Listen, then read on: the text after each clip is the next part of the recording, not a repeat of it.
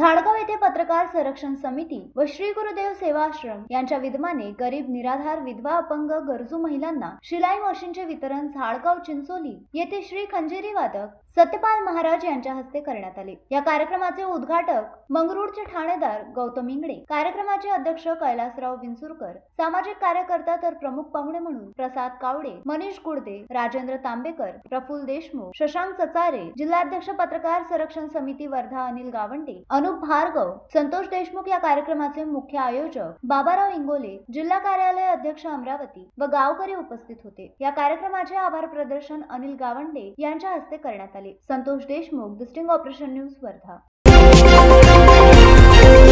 The sting operation news, सत्याचे दुसरे नाव, अन्यायावर लेखणीचा घाव।